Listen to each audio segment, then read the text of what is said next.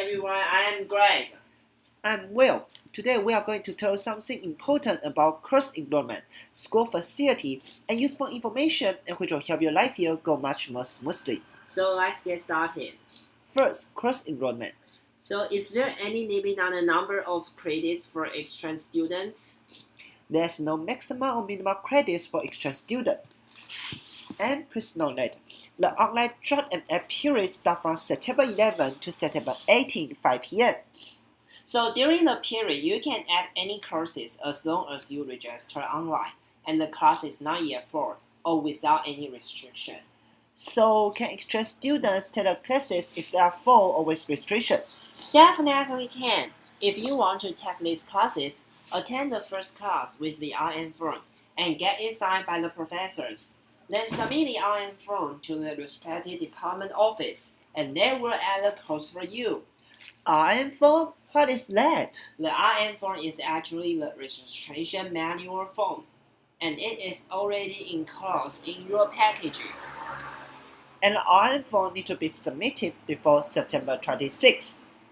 By the way, to drop courses, even if you are already in a course or on the waiting list, remember to delete them from the online system before September 18th.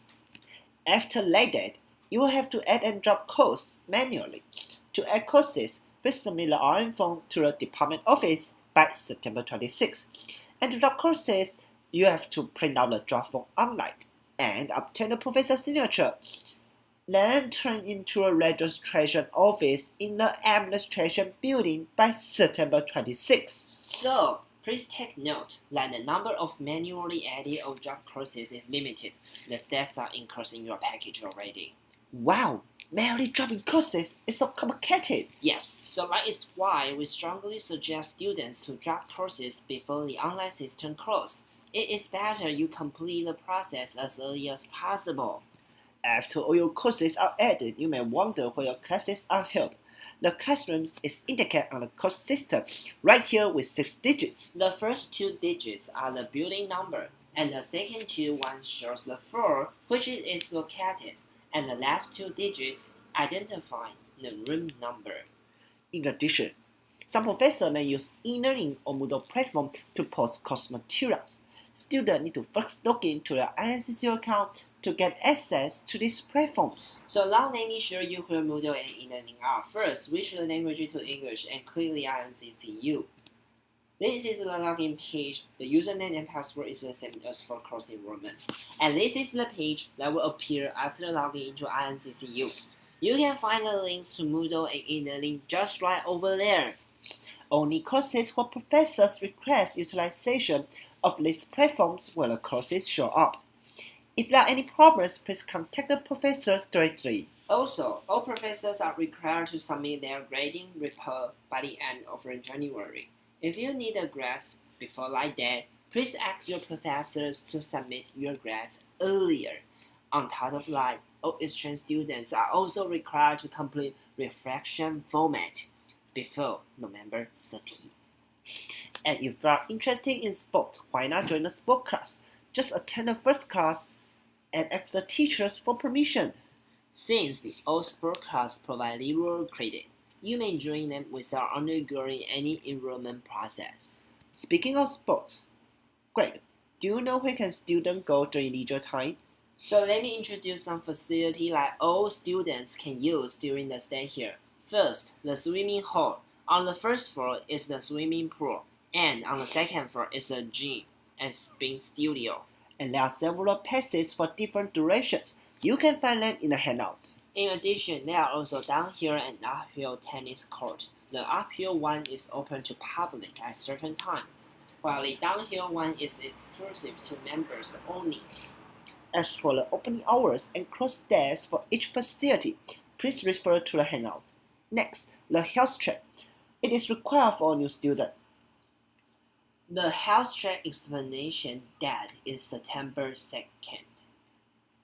For students who didn't show up on that date, please make up for the exam before September 30 at the designated clinic. Detailed instruction is in your handout. Well, Greg, if I get hurt, where should I go?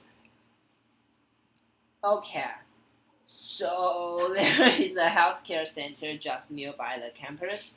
It is the closest clinic and it costs only 500 Taiwanese dollars per visit. In addition, you can also take bus to Li Wanfang Hospital.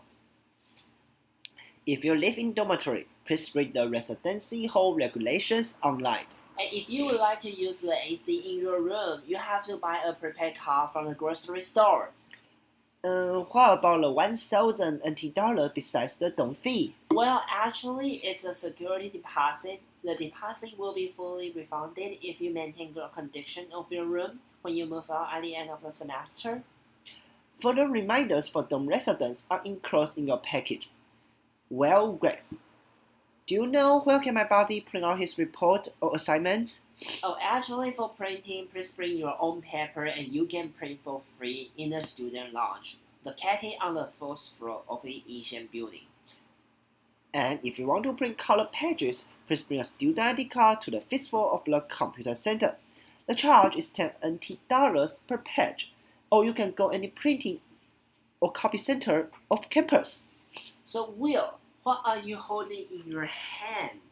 You mean this one? This is my student ID card. With this incredible ID card, you can get access to these places at NCCU and also borrow books. You can also get access to dormitory, which is for dorm residents only, libraries, computer centers, Asian building main entrance, and student lounge. And to borrow books from the library, please fill in the application form enclosed in your package and then submit it to the front desk and the main library. So for graduate students, you can also borrow 50 books for 8-week period, and for undergraduate students, you can borrow 30 books for 4 weeks periods. So now let's move on to the next part, useful information. I believe some of you are planning to travel, and here is some important information for you. It is very convenient to travel to nearby countries from Taiwan. For any visa-related information, please also refer to the Hangout. And if you have any further questions, please contact Cherry directly.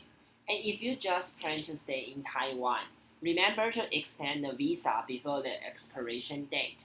In the handout, you can find the steps, and visa can be extended at most to 180 days for free. How about opening a bank account? Please bring your passport to the National Immigration Agency for foreign ID number. With the foreign ID number, your passport, or other official ID, you can open an account at any international bank. Please do not open a bank account at the post office since it's not an international bank. There is the Bank of Taiwan, which is only a 10-minute walk away from the campus. To exchange currency, remember to bring your passport and foreign currency. Moreover, for SIM cards in Taiwan, bring your passport and other official ID to any telecommunication store or 7-Eleven to get a SIM card with a cell phone number. So, Will, do you know where my buddy can pick up packages from his family?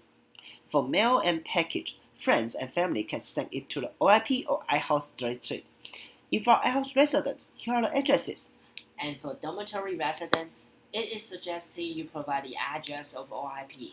It is more secure than sending to the dormitory. Well, Greg, now I have a question.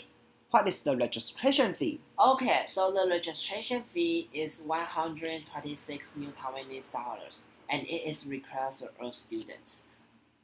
NCCU will purchase a basic student insurance, which covers for accidents only. For dorm residents, you also need to pay the dorm fee and deposit. So first, make sure the student ID number on the yellow sheet is correct. Then, pay the fee at the convenience store with an additional service charge of 10 new Taiwanese dollars. And the fee can also be paid at the NCCU First Bank counter on the 5th floor of the administration building. So please know that the payment deadline is actually September 15th. Well, come on, Greg. What am I supposed to do? What is the matter? It all strikes me out that I have scheduled a video chat with my parents, but I have no access to internet. What should I do? So you don't have to be actually really worried about it. There is Wi-Fi covering all buildings on campus. To get access, go to the homepage of NCCU, log in with your student ID number, and follow the online instruction. Also, if you live in dormitory, there is the dorm IP for the internet access. For more questions about the internet on campus or the dorm, you may come to OIP. This is all that we would share with you today. If you have any questions, feel free to come to OIP to ask Cherry. Thank you very much.